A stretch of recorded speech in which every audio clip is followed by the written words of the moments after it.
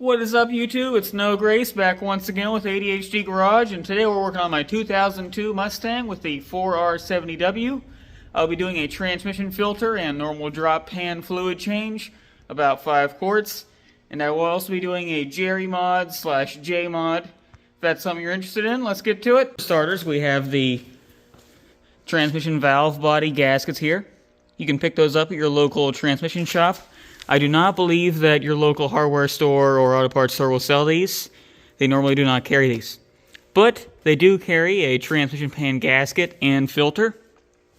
Although normally your 4R70W will come with a reusable gasket, it's always best to change them out, of course. Next up, you can use Mercon 5 or Sufficient. This happens to be Mercon 6 Subseed, so it should work just fine. For starters, you'll need your 10mm socket on a ratchet of your choice, and most likely an extension, and you'll want to remove the 14 10mm bolts that hold the transmission pan on. Let's get to it.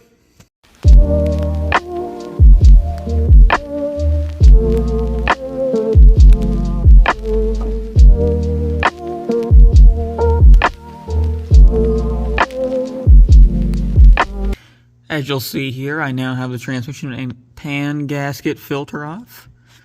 Next up, we'll be taking off this plastic circuit board here. You see it runs along the bottom and carries all the circuitry across the solenoids and such.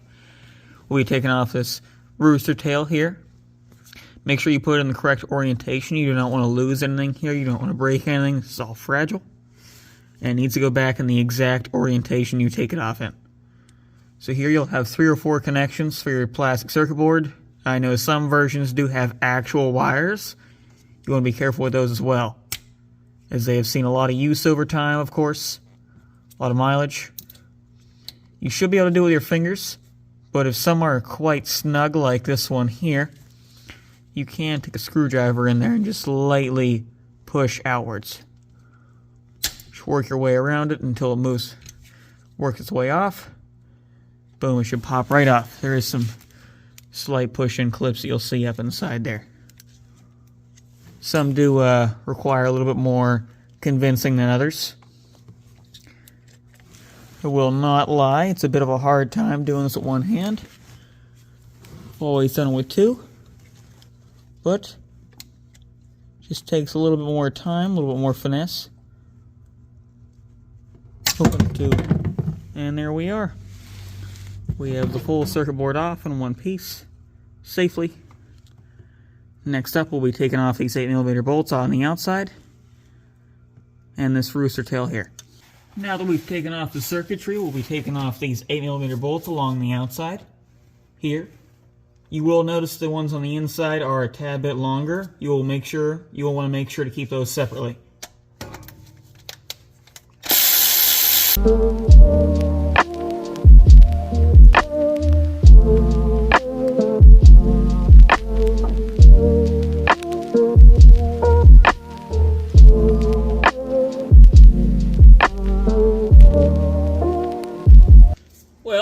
Now that I have the entire valve body assembly out of the car, we'll go ahead and remove the gasket and these reinforcement plates here. First, we want to start by removing the gasket. Normally pretty simple. If it is stuck, you can use your fingernail or a knife to slightly pick up at it on the edges. Remove the gasket. It is now garbage, of course. Next up, you want to remove these reinforcement plates. I've already loosened them. You want to make sure to pay close attention to the orientation of which they are going currently, because they will need to go back in the same exact orientation. Remove all 4 10mm bolts for each of them.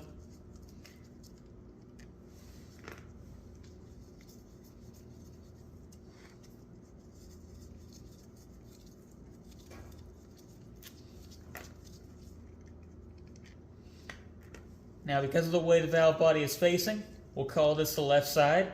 I'll be facing these towards the left. This little notch here. Be removing that, facing that towards the left. So 4 bolts for such. We'll be removing these 4 as well. And we'll be replacing this notch towards the left. Whichever orientation your valve body is sitting in, you can choose to do so accordingly. Make sure to remove all 4. Slightly time consuming. Sorry if this is somewhat boring. Remember, correct orientation, all 4 bolts, and there will only be one 10 millimeter left holding the 2 plates together. I'll make sure to remove that. It might be in there pretty snugly.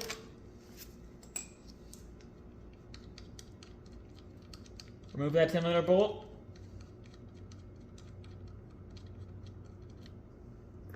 Now we have all of them completely separated now. There's the gasket coming up by itself. Maybe a bit stuck on. Next up, we want to make sure to remove this gasket as well, because as long as you have replacements, it is garbage, of course. You should always replace them. Garbage. Let's get this other half up here. Maybe a tad bit stuck. Of course, it wants to come off in pieces. Naturally. Having a bit of a time getting this thing up, I am not gonna lie. There we are. Jesus! Alrighty, now that we have the separator plate here, completely stripped down of all the gasket and ready to go, you will want to have it in this specific orientation here. With this slightly diagonal edge to the top left, and all of these outward parts to your right. You will want to number each of these here. I will hold this up and you can pause if you like to make sure to get each of them numbered.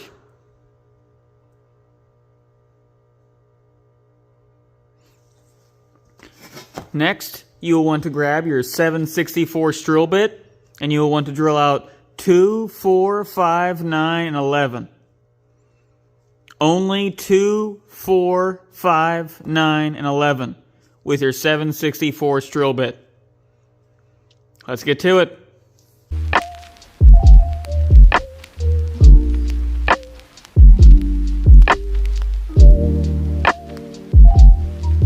Alrighty, well, now that we have 2, 4, 5, 9, and 11 drilled out with our 7/64 drill bit, you'll see I've taken a slightly oversized drill bit and I went on the back to deburr everything, so there's no sharp edges, no slight metal pieces left behind. You don't want anything like that in your transmission. Now, if you want to, you can take a 3/32 drill bit and drill out hole 10 here. This drill bit here. It will just go slightly larger and it will engage your reverse a slight amount faster. Not a bad thing to do while you're in here. We can go ahead and do that now. Now that you have your separator plate removed, modified, and ready to go back on, we can go ahead and clean the valve body itself here. So we'll go ahead and start by making sure to have a clean tool, of course. Clearly I did not. Go ahead and remove these check valve balls here. Make sure to set them in a safe space.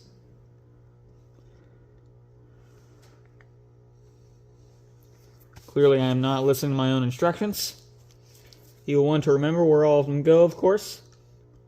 They're not specific by any means. Just make sure you get a check ball in all of the correct places. Go ahead and remove all those.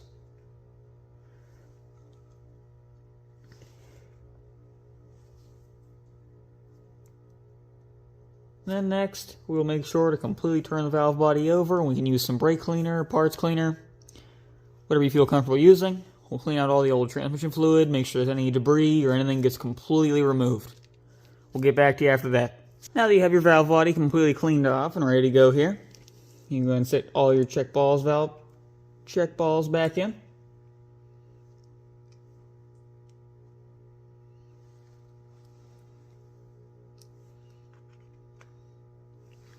Memory does not serve me right 90% of the time. So I am sorry if I miss something and it happens to complicate your own situation. Low battery. My mind is constantly racing, shall I say. It's a very bad habit.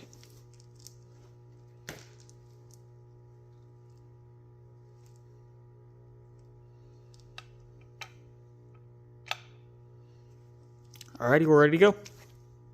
Now that your valve body is cleaned, all the check balls and turbine are back in place, you can go ahead and lay your gasket back down on. We'll go ahead and start with this one, of course. You want to lay that one down. Find your positioning. There you are. And your newly modified separator plate here. Lay that down. Finally, their gasket. Lay that on top.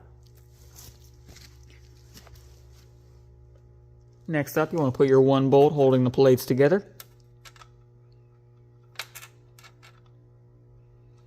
Don't be worried about the pile of bolts. They are all the same size, same torque spec. Just make sure you all get them tightened in there.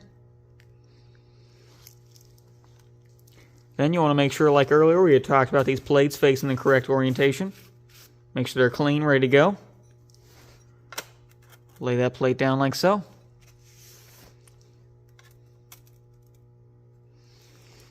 This plate as well.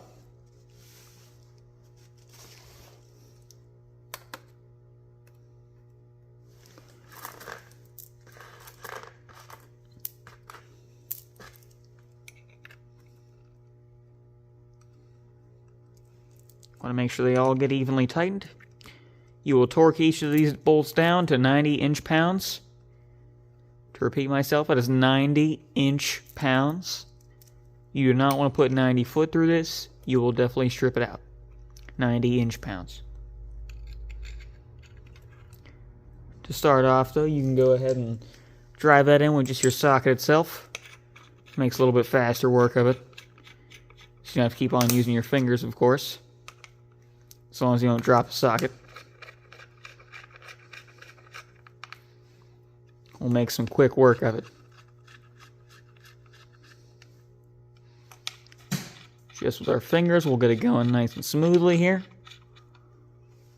We'll lay in these last three, and then we'll get to torquing.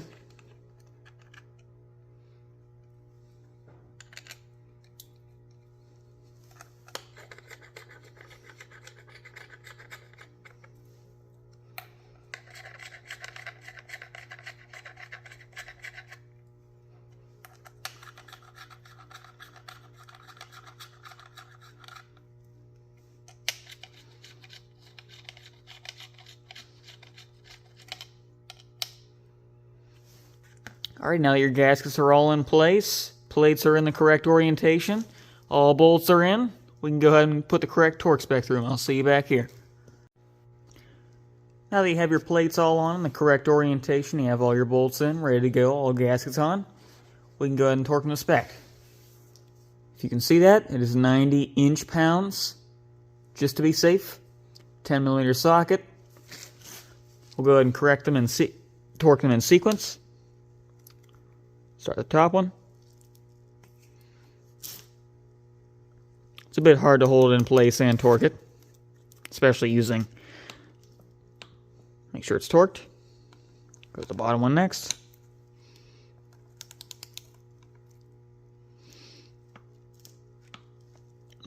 Go off to the right.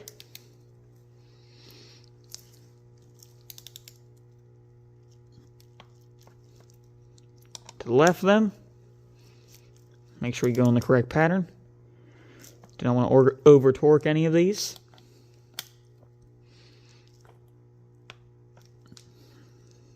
Same pattern as this one.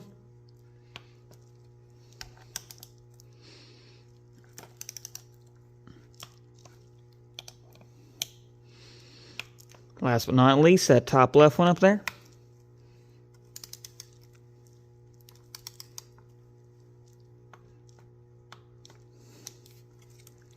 There we are, we're good to go. Next will be the insulation of the car. Now that your valve body is modified, cleaned off, put back together, ready to go, you want to go ahead and take this oval filter that you had dropped out of the pan beforehand. Make sure to apply some Vaseline or dielectric grease to the top hat of it. And only go in one spot up here. It's slightly rectangular shaped. It'll fit in there nice and firmly. Should stay around there for a good while now. Now over to the driver's side here, towards the front, we'll remove that snap ring. If your pliers are sufficient, I don't believe mine are, then this should be easy work for you. We'll see how it goes though.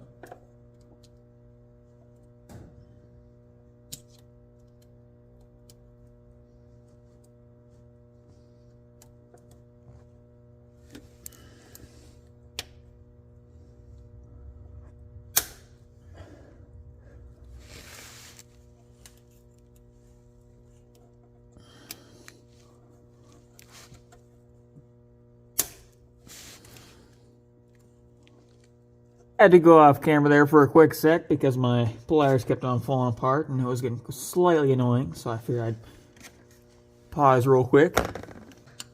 You'll want to be careful once you get the snap ring out here, because this plunger does have a spring behind it, so it may have a little bit of force. There it is. You want to make sure to remove the spring and you can then toss it. That is now garbage to you. You want to take out that bottom spring. Normally it is yellow. Leave in the top spring. The longer spring up top you do want to leave in for sure, unless you're putting in a different spring. Leave that in. Place that back up inside. Slide that in. Put the lower cap in. And your snap ring. May have to go off camera as well because it gets a bit of a fun time here. After doing the 1-2 accumulator lower spring removal, we will move on to the 2-3 accumulator spring removal. So you want to take out this little perch here with these 3 bent out tabs. You want to drop that. And this lower spring here, you can also toss that if you like to, and then put that perch back up inside. If it doesn't stay, you're allowed to bend the tabs out, of course, to give it a bit more of a firm fit. My light is dying currently. I'm sorry about the flashing. We'll go ahead and put that up in, and we'll get to the next step. Alrighty, here's where it gets a bit interesting. Reinstallation of the valve body after modification, after the 1-2 lower accumulator spring removal, and the 2-3 lower accumulator spring removal. Now we're going to go ahead and reinstall. We're going to try and go for one of the center as bolts as possible. Close to center. We'll see how that works out. It's a bit heavy, and the leverage above my phone will be quite interesting here. Remember, make sure before you do this, you do have your upper gasket on, and all your connections are lightly dabbed with dielectric grease. You want to make sure to line your selector there back up correctly. Make sure it's in that little slot right there.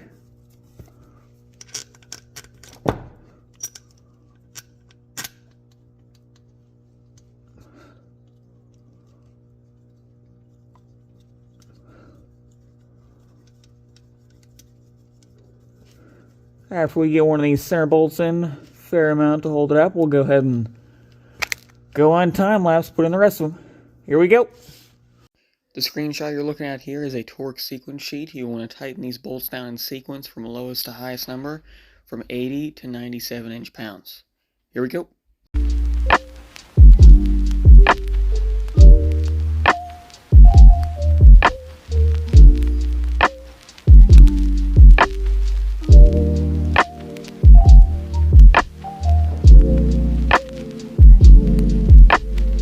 Now that you've torqued all your plate bolts down in sequence to 90 inch-pounds, we're going to go ahead and put the electrical connector back on. Remember, it snaps in place in 4 places. You want to make sure you have all your connections coated in dielectric grease. We'll go ahead and snap her back on there. Yes, sir. Right in place like that.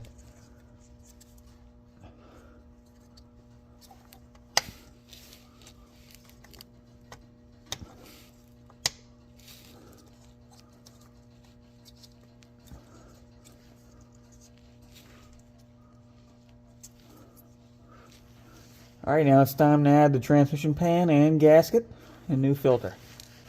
Just want to take your new filter here and lubricate the seal slightly with some transmission fluid. And then we'll pop it up in place here.